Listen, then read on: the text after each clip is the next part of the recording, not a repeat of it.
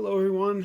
This is Pastor Ryan Pronzinski of Christ Lutheran Church in Michigan Center, Michigan, and this is my Chair Chat Daily Devotion for Tuesday, October 20th, 2020. Peace be with you. These video devotions are intended to help you engage your life of faith during this time of pandemic. And so with engagement in mind, I encourage you to leave constructive comments, questions, or prayer requests in the comments section below this video. And I promise that I will get to these in the following videos. I also encourage you to just engage with people as it concerns your life of faith, whether it's these videos or other devotions you might use, because when we engage together, we learn more, we learn best, we remember more, right? And also because faith is not an individualistic practice, it is a communal practice. So please find ways to engage with at least one other person as it concerns your life of faith. With regard to the readings that are put forth in these videos, each time they come from what's called the Revised Common Lectionary, the Daily Revised Common Lectionary, which is a church calendar reading schedule, and it can be found online. As we are in year A of that church calendar, the readings for today are as follows. We have Psalm 98, which I will not be reading today, but for my thoughts and the reading itself, please see October 19th's video. Also today we have Daniel chapter 3, verses 19 through 30, which is a continuation from yesterday's video. And then also today I've combined yesterday's Revelation reading with today's. Today's was simply supposed to be Revelation chapter 18, verses, I think it was 21 through 24, so just 3 verses. But we're going to do Revelation chapter 18, verses 1 through 10, and verses 19 through 24, which is a combination of yesterday and today. But before I get to those two readings themselves, I'd like to invite anybody out there who is watching these videos to join us at Christ Lutheran Church for the live streaming of our worship service. We've been using Facebook Live. The link to our Facebook Live videos is in the description below. And so if you'd like to join us for the live streaming, and not just look at the recorded ones, on Sunday mornings at 9:45 a.m. Eastern Standard Time is when we do the live streaming of our worship services. Please come and join us. You can leave prayer requests in the comments section, song requests, anything else that you'd like to leave. Say hi, ask a question. If my people spot it, I'll try and reach out and answer if I can. We'd love to have you. If you can't make it for the live stream, I encourage you to just check out the worship services and hear about how God in Christ Jesus loves you. All right, all that being said, we move on to our first reading for this video today, which is Daniel chapter 3, verses 19 through 30, where we hear the conclusion of the fiery furnace. So then King Nebuchadnezzar, because Meshach, Rashach, and Abednego wouldn't bow down to the statue that King Nebuchadnezzar of Babylon had built, then Nebuchadnezzar, who was so filled with rage against Shadrach, Meshach, and Abednego that his face was distorted, right? You could see it, right? He ordered the furnace heated up 7 times more than was customary, and ordered some of the strongest guards in his army to bind Shadrach, Meshach, and Abednego and throw them into the furnace of blazing fire. So the men were bound, still wearing their tunics, their trousers, their hats, and their other garments. I mean, there's no prepping them for it. Just tie them up and throw them in. And they were thrown into the furnace of blazing fire. Because the king's command was urgent, and the furnace was so overheated, the raging flames killed the men who lifted Shadrach, Meshach, and Abednego, right? So the king's men died from the heat that was just coming off of the furnace, not even from the furnace itself, right? But the 3 men, Shadrach, Meshach, and Abednego, fell down, bound, into the furnace of blazing fire. Then King Nebuchadnezzar was astonished and rose up quickly. He said to his counselors, "Was it not 3 men that were through, bound into the fire? Weren't you just 3 people? They answered the king, "True, O king." The king replied, "But I see 4 unbound, walking in the middle of the fire, and they are not hurt. And the 4th has the appearance of a god." Nebuchadnezzar then approached the door of the furnace of blazing fire and said, "Shadrach, Meshach, and Abednego, servants of the Most High God, come out. Come here." So Shadrach, Meshach, and Abednego came out from the fire. And the satraps and the prefects and the governors and the king's counselors gathered together and saw that the fire had not had any power over the bodies of those men. The hair of their heads was not singed, their tunics were not harmed, and not even the smell of fire came from them. Nebuchadnezzar said, "Blessed be the God of Shadrach, Meshach, and Abednego, who has sent his angel and delivered his servants who trusted in him. They disobeyed me, the king's command, and yielded up their bodies rather than serve and worship any god except their own God. Therefore I, the king, make a decree. Any people, nation, or language that utters blasphemy against the God of Shadrach, Meshach, and Abednego shall be torn limb from limb, and their houses laid in ruins. For there is no God who is able to deliver in this way." Then the king promoted Shadrach, Meshach, and Abednego in the province of Babylon. Here ends the reading. What a conclusion to a story. What a turnaround, right? From the king being so mad that his face is distorted, the fire's raging 7 times hotter, and the king's own men die as they throw Shadrach, Meshach, and Abednego into the fiery furnace, right? And all their clothes and all their, garments, nothing is burned or singed. They don't even smell like campfire or smoke, right, or fire. And then on top of that, well, we'll get to that. I'm going to get back to my notes. But I think at the end of it, what's even more ridiculous is then the king promotes them, right? He says, I'm going to cut everybody else limb from limb if they speak bad about the God of Shadrach, Meshach, and Abednego. And, oh, yeah, by the way, here's a promotion. Get out of my face. They just make the king seem so rambunctious and ridiculous. But there's good news in this story.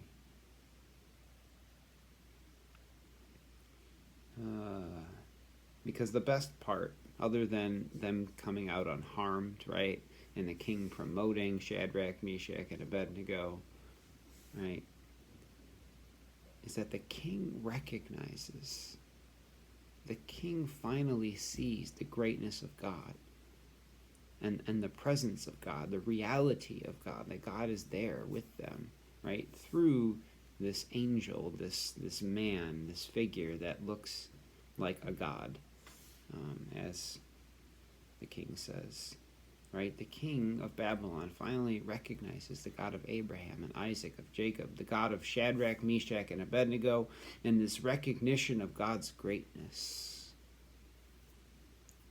though, was only possible because Shadrach, Meshach, and Abednego went through the fiery furnace.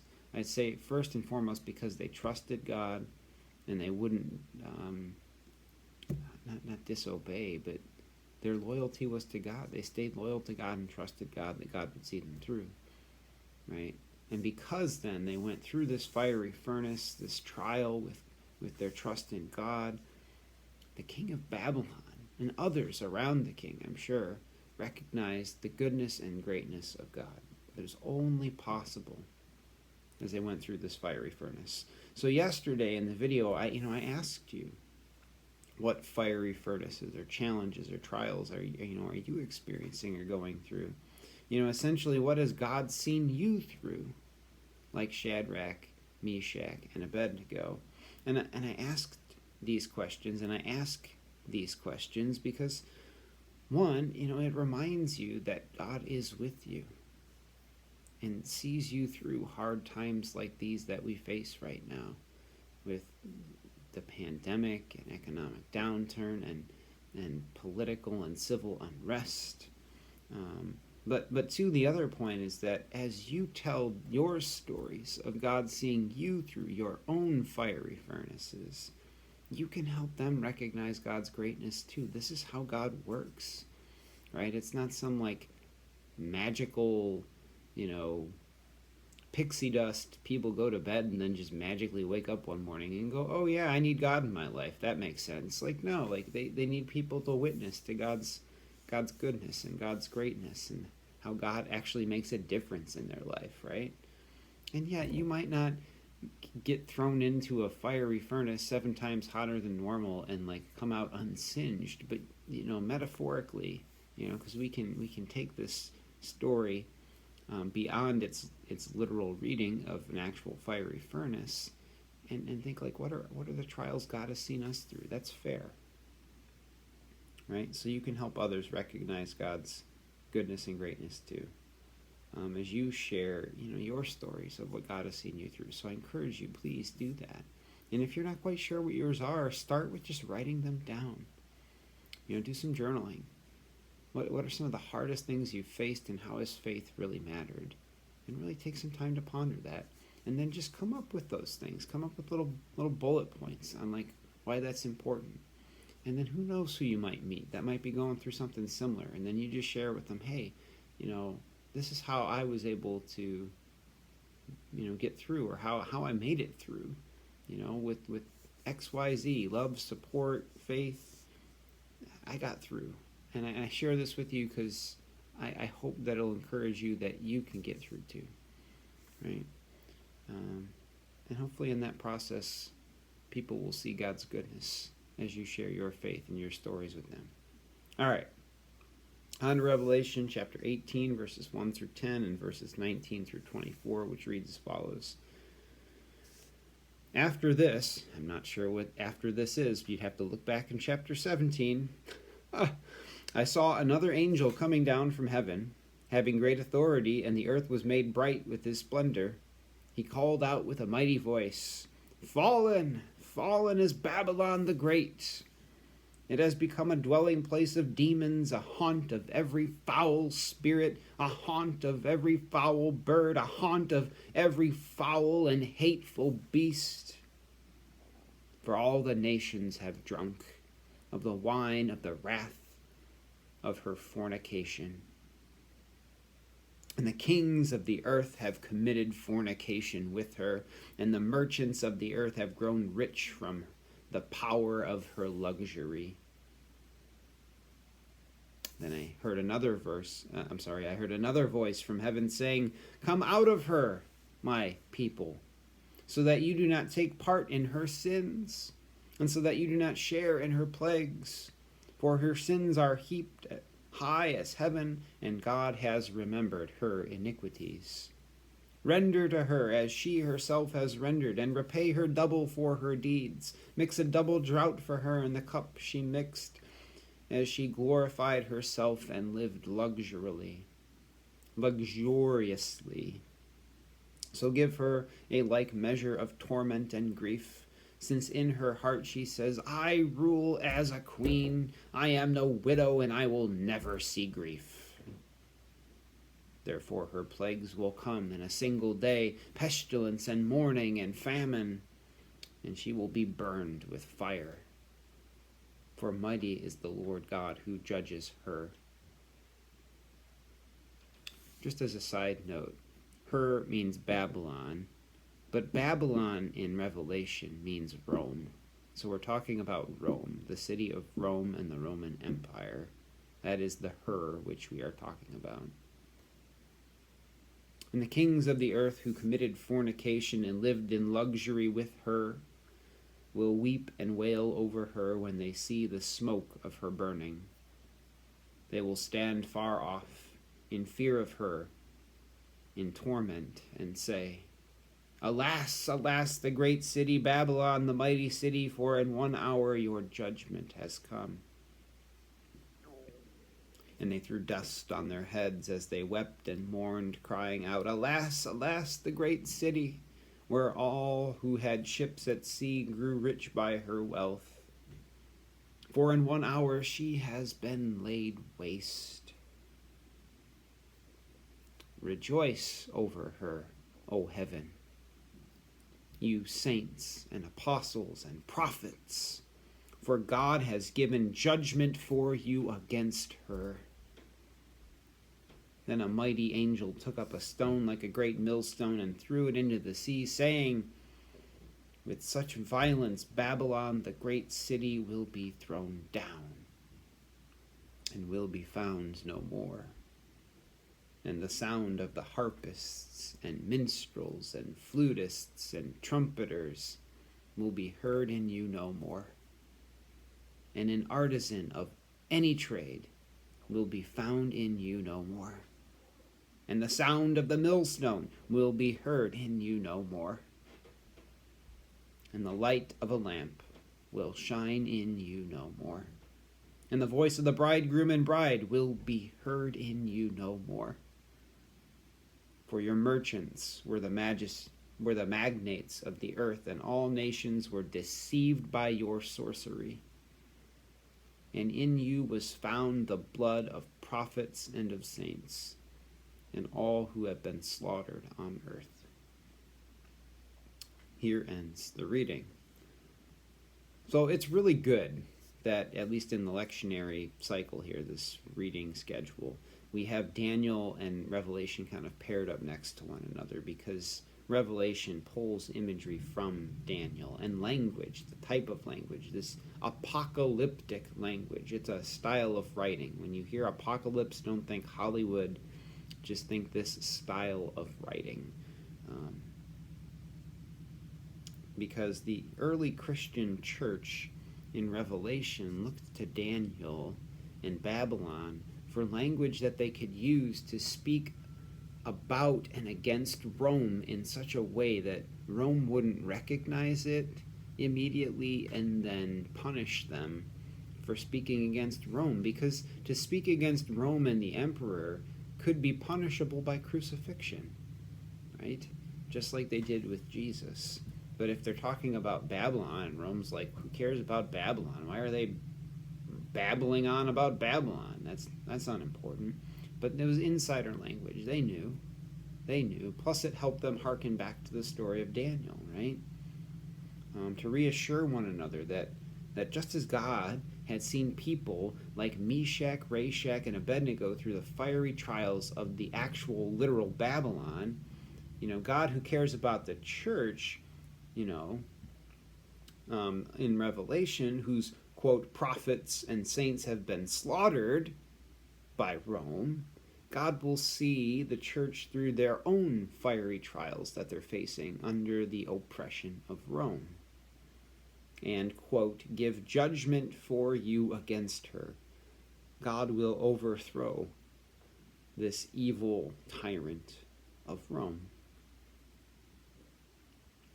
That is, God will come. God will overcome the church's Babylon in Revelation, which is Rome.